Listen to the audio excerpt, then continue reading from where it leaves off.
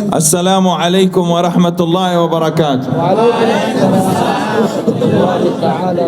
الحمد لله رب العالمين الرحمن الرحيم مالك يوم الدين، والصلاة والسلام على عبد إياك نعبد وإياك نستعين، سيدنا محمد وآله الميامين وصحبه المصطفين والتابعين لهم بإحسان إلى يوم الدين.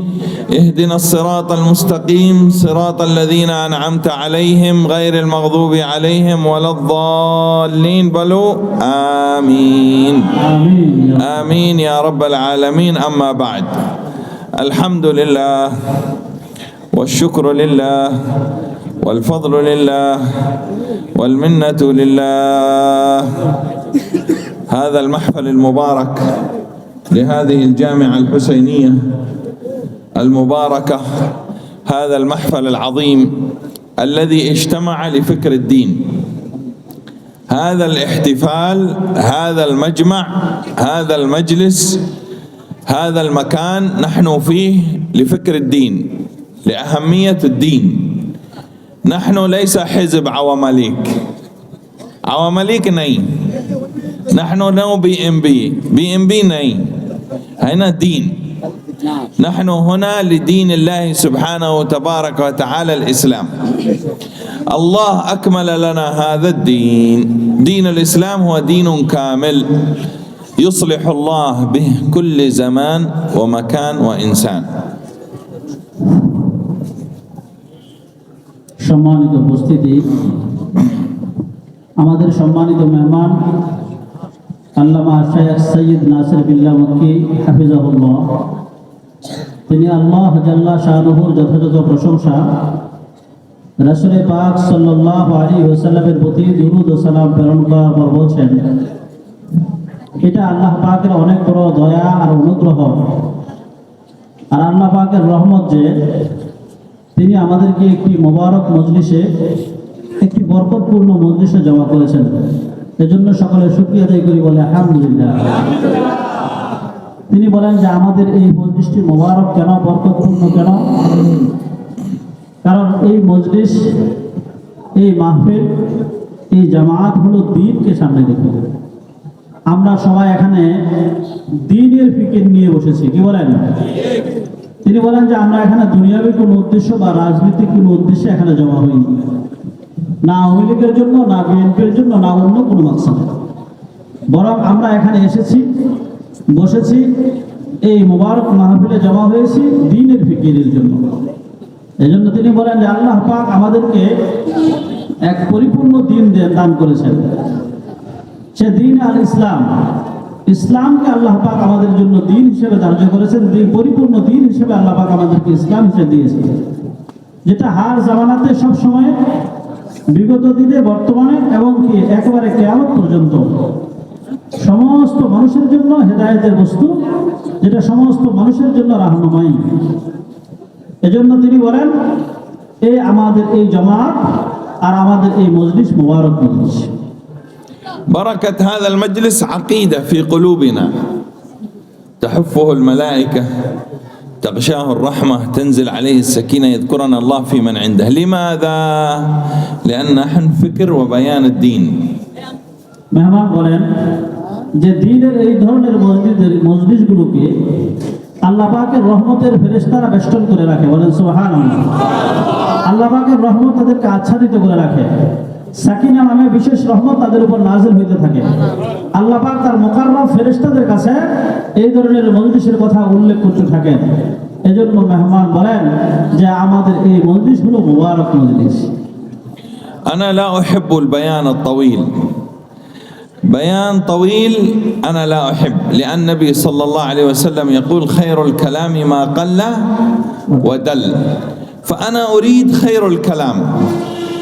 خير الكلام هو القليل ودلالته هو العظيم.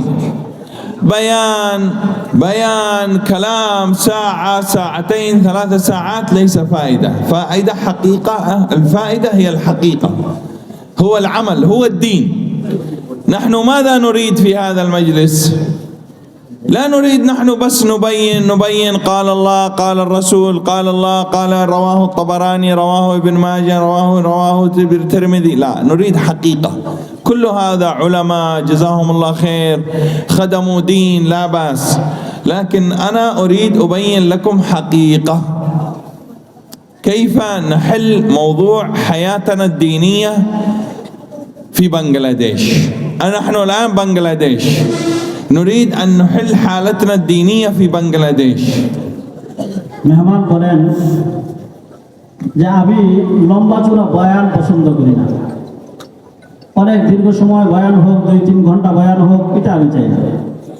তিনি বলেন যে মাশাআল্লাহ বাংলাদেশের ওলামায়ে কেরাম আপনাদেরকে দীর্ঘ সময় পর্যন্ত নসিহত শোনাইতেছেন, কিন্তু আমি চাই যে এই বয়ানের হাকিকত কিভাবে আমাদের মধ্যে আসে, আমরা কিভাবে আমলি জিন্দেগিতে আমাদের জীবনকে রূপান্তরিত করতে পারি। তিনি উদ্ধৃত করে বলেন যে আল্লাহ নবী সাল্লাল্লাহু আলাইহি ওয়াসাল্লাম হাদিসে পাক ইরশাদ করেছেন, খায়রুল কালামি মা কাল্লা ওয়া দাল্লা। আল্লাহ নবী বলেন যে শ্রেষ্ঠ কথা ওইটাই যেটা অল্প হয় কিন্তু ব্যাপক অর্থবোধক হয়। মেহমানও বলে যে এই জন্য আমি চাই যে কম কথায় আপনাদের জন্য বেশি ফায়দা হয়। এবং তিনি বলেন আমি এখন বাংলাদেশে আছি, এই বাংলাদেশ নিয়ে আমি ফিকির করতেছি যে বাংলাদেশের মানুষের অবস্থা কিভাবে পরিবর্তন হয়।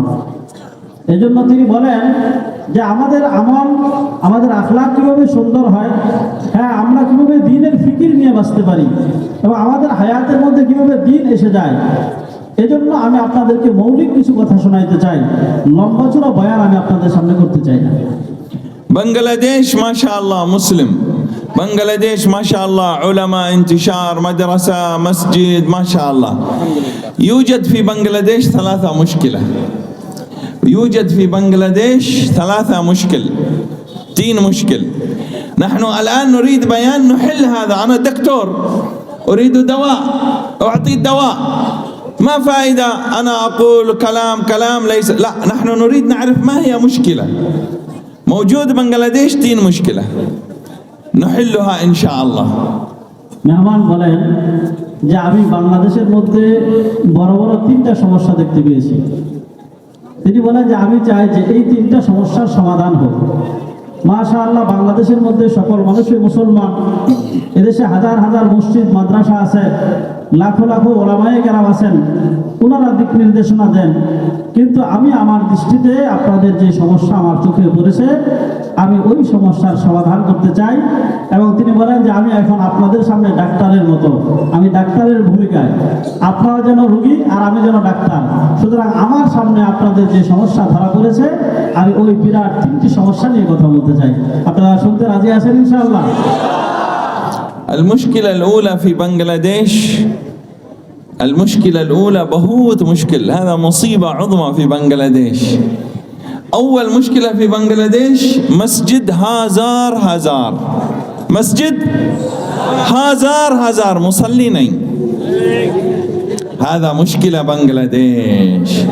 كل مكان، أنا 20 سنة 25 سنة شغل بنغلاديش.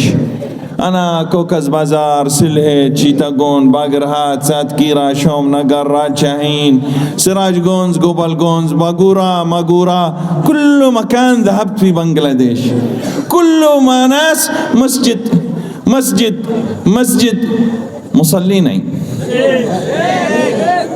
মেহমান বলেন যে বাংলাদেশের একটা বড় সমস্যা হলো এই, এদেশের গ্রামগঞ্জে শহরে সব জায়গাতেই মসজিদ আছে, হাজার হাজার মসজিদ এদেশের মধ্যে বিদ্যমান আছে, কিন্তু মসজিদের মধ্যে মুসল্লি নাই। তিনি বলেন এটা বাংলাদেশের বিরাট সমস্যা। কি বলেন আপনারা? তিনি বলেন আমি বাংলাদেশে যে শুধুমাত্র আপনাদের সামনে উপস্থিত হয়েছি ব্যাপারটা এমন না, বরং আমি বাংলাদেশের মধ্যে দীর্ঘ 25 বছর যাবৎ আমি আসা যাওয়া করি এবং বাংলাদেশের এমন কোনো শহর, এমন কোনো জেলা উপজেলা নাই যেখানে আমি যাইনি। তিনি বাংলাদেশের বিভিন্ন জায়গার নামও বলেছেন, আপনারা শুনেছেন যে সকল জায়গাতে আমি গিয়েছি, কিন্তু আমি দেখতে পেয়েছি যে আমার সকল মানুষ যেখানেই যায় বলে যে আমাদেরকে একটা মসজিদ বানায় দেন, একটা মসজিদ এখানে দরকার, কিন্তু এদেশের মধ্যে আমি দেখতে পেয়েছি যে হাজার হাজার মসজিদ কিন্তু মুসল্লি নাই। এটা হলো বাংলাদেশের মানুষের বিরাট সমস্যা। আপনারা কি বলেন? الآن بيان الصلاة عماد الدين. الصلاة صلة العبد بربه. إن الله وملائكته إن الصلاة كانت على المؤمنين كتابا موقوتا. إن الصلاة تنهى عن الفحشاء بيان بيان بيان. نو حقيقة معلوم متى حقيقة الصلاة خير من النوم. بنغالي نو هنا حقيقة. بيان الصلاة نماز مسجد نماز.